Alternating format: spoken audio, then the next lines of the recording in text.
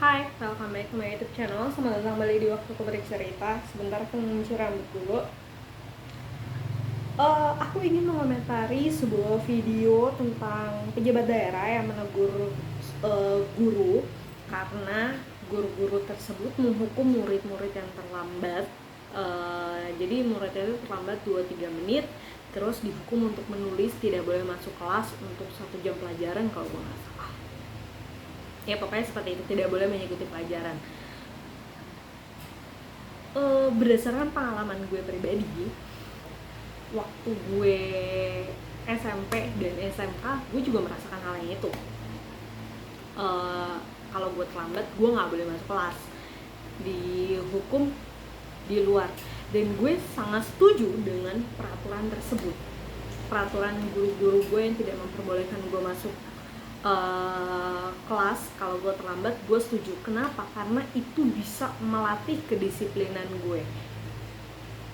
Kan opininya si pejabat ini, kalau misalkan anak-anak ini buru-buru terus dia kecelakaan di jalan, bagaimana? Ya harus dikasih dispensasi atau apa segala macam dong. Hey, dispensasi itu diberikan kalau misalkan dia memang ada keperluan yang mengharuskan dia terlambat atau segala macam. Itu bisa diinfokan. Kalau dispensasi kalau seperti itu kan berarti itu sesuatu yang yang sudah terencana ya, itu bisa diinfokan terlebih dahulu. Dan dulu di SMP dan SMA gue yang memiliki sistem yang sama itu, kalau gue punya bukti gue sudah izin terlebih dahulu, gue terlambat apa segala macam dan izin orang tua, gue membawa surat dari orang tua juga, gue tetap diperbolehkan untuk masuk jam pelajaran. Tapi kalau misalkan telat, ya itu problemnya di gue, karena mungkin gue berangkatnya dari rumah udah kesiangan. Ya supaya nggak kesiangan nyampe sekolah, bagaimana ya gue berangkatnya lebih pagi dong. Jangan ya nanti kalau misalkan dia nggak butuh gue di jalan kecelakaan apa segala macam, gimana ya? Supaya jadi mundur tuh lo berangkat lebih pagi dong. Gimana sih lu berangkatnya lebih pagi, bukan ya udah deh nanti gue berangkatnya pokoknya mepet aja, toh juga nanti kalau gue nyampe sekolah gue tetap masih boleh diizinin masuk kok kalau telat. Ya kan nggak gitu dong konsepnya. Gimana kedisiplinan itu bisa gimana? Gue nggak heran sih kenapa orang Indonesia disebut jam karet, karena ya emang orang Indonesia tuh banyak banget yang kalau janji jam 7, jam 8 tuh baru mulai siap-siap. Kalau nggak jam 7 tuh baru bergerak ke kamar mandi. Yang dibilangnya OTW, wah itu masih jauh dah tuh perjalanan tuh kalau dibilangnya OTW. Masih belum dandan, belum bedakan apa segala macam. Dan gue sangat-sangat tidak menyukai hal itu. Nggak tahu ya, gue salah, mungkin tidak terlalu tepat waktu juga, tapi itu berdasarkan sikon. Kalau sikonnya kayak cuma main yang have fun apalah segala macem, ya kayaknya nggak perlu tepat waktu banget. Apalagi kalau gue ketemunya sama orang yang gue nggak demen-demen banget ya, agak nggak suka lah maksudnya. Itu ya kadang emang sengaja telat. Tapi kalau misalkan untuk urusan kerjaan, bisnis apa segala macam, itu gue akan mengusahakan untuk datang on time, entah itu pas waktu atau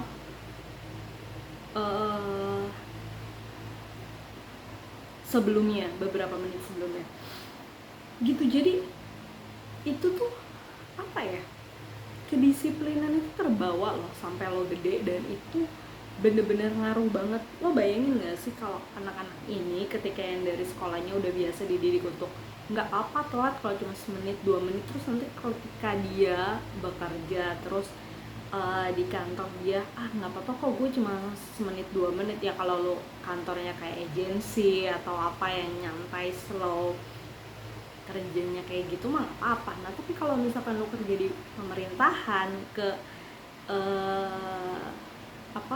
BUMN apa segala macam, itu strict. Gimana caranya lo membangun habit itu ketika lo udah besar? Makanya harus dipupuk dari kecil kan, supaya anak-anak ini nggak telat. Jadi lo nggak usah nih terus gini, lu sekarang mendukung si pejabat ini yang marahin guru gara-gara menghukum anak-anak yang telat ini, tapi lu masih suka marah-marah juga ketika lu ke kantor kelurahan atau kantor kecamatan, terus para pejabatnya, petugasnya di situ belum pada datang. Lah, kenapa lu marah? Kan lu sudah membiasakan nih dari kecil. Si pejabat ini kan juga nggak lahir langsung gede kan, dia pasti juga kecil. Ketika kecil mungkin dia juga ya udah nggak apa-apa. Nah ketika nggak apa-apa cuma telat semenit 2 menit, terus pas sudah gede dia ke bawah kerjanya dia telat segala macam, ya lu jangan salahin, lo nggak bisa salahin. Gitu. Jadi ketika kita masih sekolah itu menurut gue ya, in my opinion, itu habit yang lagi dibangun, habit kejujuran, habit kedisiplinan, itu habit semuanya yang lagi dibangun, bukan hanya pelajaran materi apa segala macam gitu. Jadi mohon maaf untuk kali ini gue tidak sependapat dengan pejabat yang menegur guru tadi. Terus juga menurut gue ketika dia menegur guru tersebut di depan anak-anak siswanya, di depan murid-murid ini, menurut gue itu adalah suatu bentuk pembulian yang paling parah. Jujur gue juga sangat benci orang yang ketika menegur kesalahan orang lain di depan umum. Ketika lo punya masalah, ketika lo mau negur, itu bentuknya peneguran kan ya, lakukan di belakang, lakukan secara personal. Kalau emang lebih dari 3 orang ya 3-3-nya lo panggil, lo omongin baik-baik dan mereka bertiga, tidak di depan banyak orang, apalagi di depan murid-murid yang sedang mereka didik. Kenapa? Karena itu menjadi contoh yang nggak baik jatuhnya, karena mungkin bisa jadi anak-anak ini nanti malah berlagak. Anak-anak yang tadi nonton, enggak, emang itu guru salah kok, waktu itu dia ditegur kok sama itu. Terus untuk kesalahan yang tidak relate dengan itu, nanti dia juga seperti menggampangkan, enggak, pasti gurunya yang salah, bukan gue yang salah. Lah,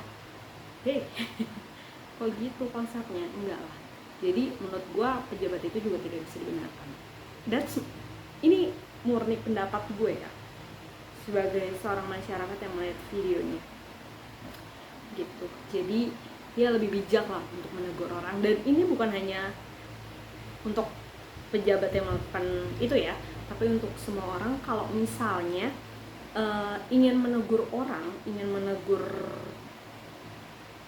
melakukan peneguran lah intinya, kalau emang ada orang yang salah, lakukan secara pribadi, nggak di depan orang banyak. Karena menurut gue lu tuh seperti menjatuhkan, lu kayak ngelempar, ibaratnya sorry to say, lu kayak ngelempar tai ke muka orang.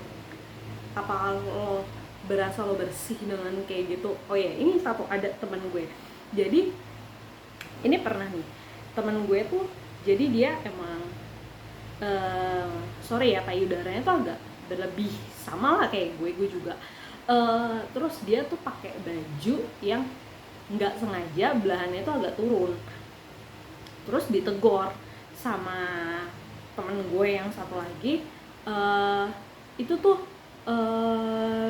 belahan ininya kelihatan, gue secara spesifik kata-katanya gue lupa, tapi itu tuh belahan ininya kelihatan, belahannya kelihatan, bajunya terlalu turun, besok jangan gitu lagi ya, karena ini kan masih area kantor.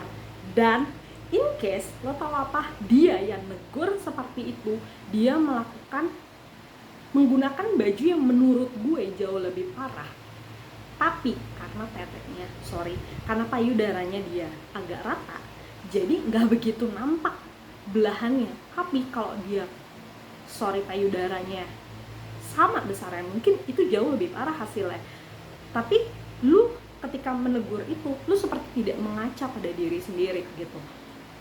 Udah negornya salah di depan orang lain, di depan orang lain, udah tempat negornya salah, cara negornya salah, tempatnya salah, cara negornya salah, ditambah lu seperti tidak mengkoreksi diri lu sendiri. Kenapa? Karena lu seperti tidak mencontohkan itu juga gitu. Jadi itu sesuatu yang sangat-sangat gue cukup nggak suka sih sama manusia-manusia yang bisa seperti itu. Gue nggak tahu apa maksudnya, cuma ya caranya gue sangat-sangat tidak oke lah menurut gue. Oke, itu aja waktuku bercerita kali ini. Sampai berjumpa lagi di ocehan-ocehan gue selanjutnya. Ya, dadah, udah itu aja, dadah.